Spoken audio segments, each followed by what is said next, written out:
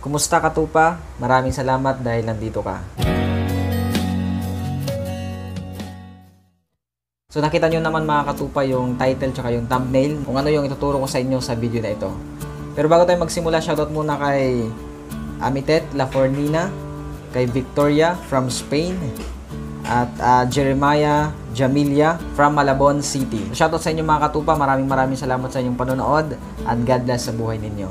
At nga pala mga katupa, encourage you na bisitahin niyo yung page na ito sa FB, itong Miracles of Hope. Ayan, so makikita nyo yun doon mga post nila na naka-encourage na mga post. And then i-like natin yung page na yan, and surely you will be blessed sa mga pinopost nila doon ng mga inspirational messages. So nasa description box yung link ng page na yon, pakibisita na ng mga katupa. At God will bless you. At isa pa mga katupa, bisitahin nyo din yung bagong channel na Ricky Manyoza. Ayan, nasa description din yung link ng channel ko. Subscribe din ako doon at gagawa ko doon ng mga personal vlog. God bless sa mga magsasubscribe, and I hope na magsasubscribe kayo doon. So maraming salamat mga katupa. So yan mga katupa, ito na, magsisimulan tayo sa ating tutorial. Ayan mga katupa, yung ituturo ko nga sa inyo ngayon yung Halina't Sama-sama by Musi Katha. So yung original key nito ay nasa key of E major. Yan. Then sa tutorial na ito, ang gagamitin lang natin o yung tuturo ko sa inyo ay yung key of D lang. Kung gusto nyo na gamitin yung original key na yon na key of E, pwede kayong maglagay ng capo sa second fret. Yan, 1, 2. Diyan ilalagay. Then D pa rin yung gagamitin na chords. So E major na siya yung key na yan. Pero yun nga, sa tutorial na ito, ituturo ko lang sa inyo yung key of D dahil yun lang din yung abot ko na key. But kung ano yung prefer nyo na gamitin, yun yung gamitin ninyo. Basta ituturo ko sa inyo yung key of D. Kumbaga, ito yung chords na gagamitin natin. Kasi sa mga nagtatanong dyan na kung pwede bang walang capo, may ginagamit tayong capo sa tutorial, so pwede yun mga katupa. As long as ibabagay nyo lang sa mga boses ninyo. Depende yun sa kumakanta o di kaya sa naglilid ng kanta. Yung mga gagamitin nating chords dito sa kantang ito, meron tayong D, then F sharp minor, yan, then G major, and then A. Then last, meron tayong E minor. Yan. Then yung strumming pattern naman mga katupa, down, down, up, up, down, down, down, up, up, down.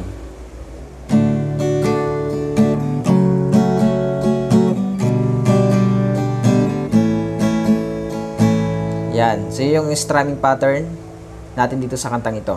Then yung chords naman natin sa intro, D, F sharp minor, G, and then A. So apat lang yung chords natin sa intro.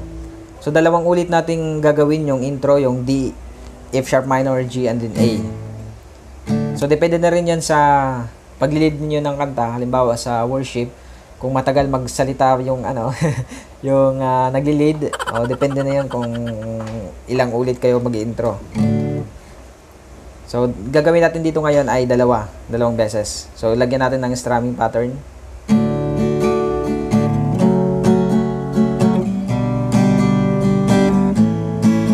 Isa pa.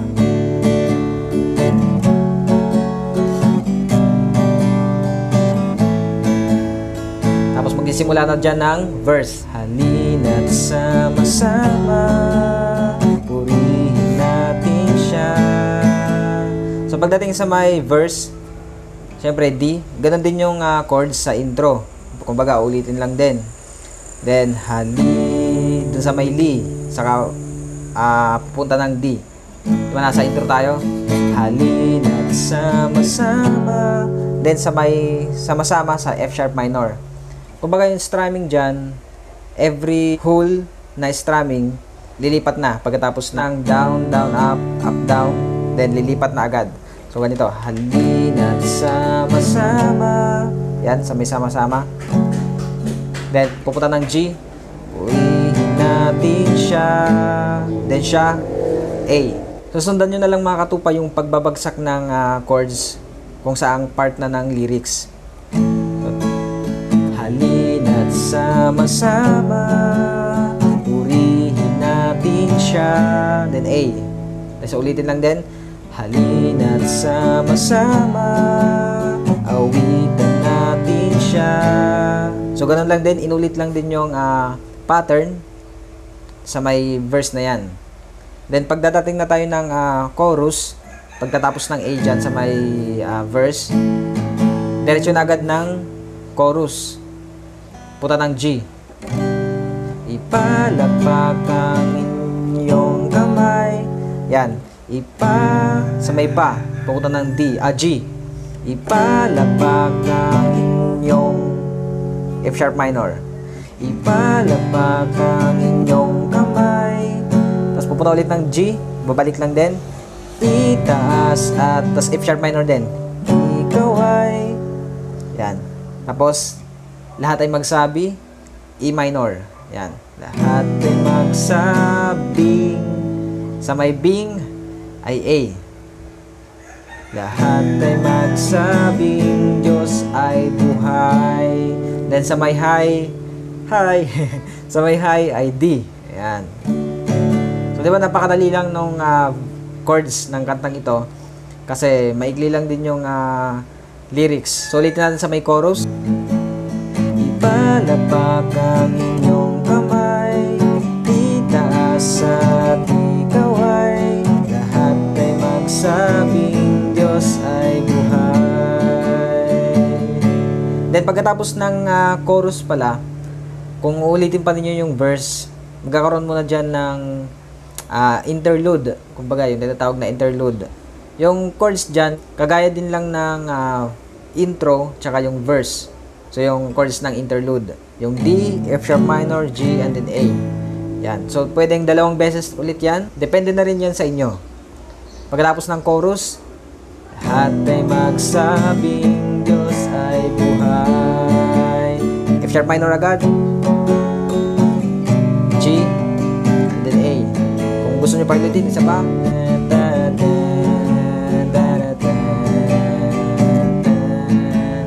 Then, balik ulit kayo sa verse kung gusto niyo pang ulitin. So dahil Tagalog nga yung kantang ito mga katupa, so mababa yung chance na makapiright yung pag-play along natin. Praise God dahil pwede tayong mag-play along ngayon kasi hindi tayo makakapiright dahil nga Tagalog yung kanta.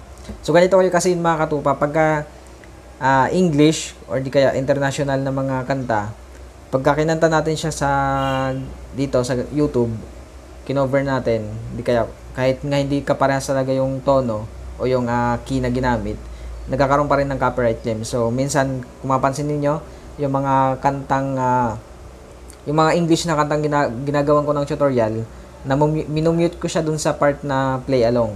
Yung buo talaga kinakanta ko ng buo kasi nagkakaroon nga siya ng copyright claim. So, dahil dyan, makapag-play along tayo ngayon dahil Tagalog yung kantang ito. At before din tayo mga katupa magtuloy sa ating play along, kung hindi pa kayo nakapagsa-subscribe sa aking channel, pindutin nyo na yung subscribe button na nasa baba. Then, yung notification bell, pindutin nyo na din kasi para pag mag-upload ako ng mga bagong tutorials or video sa aking channel, ma-update agad kayo. So mga katupa, huwag na kayong mahiya na pindutin yung subscribe button na yan kasi malaking tulong din yan sa akin tsaka sa inyo. Kasi para ma-update nga kayo sa mga susunod kong video. So bilang pasasalamat nyo na din sa mga ginagawa kong tutorials, isubscribe nyo na lang yung channel na to. So maraming salamat sa inyo mga katupa. So sabayan nyo na ako mga katupa.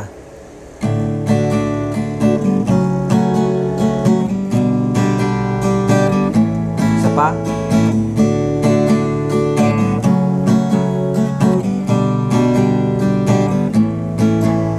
Halina't sama-sama, purihin natin siya. Halina't sama-sama, awitan natin siya. Ipalakpak ang inyong kamay, itaas at ikaw ay,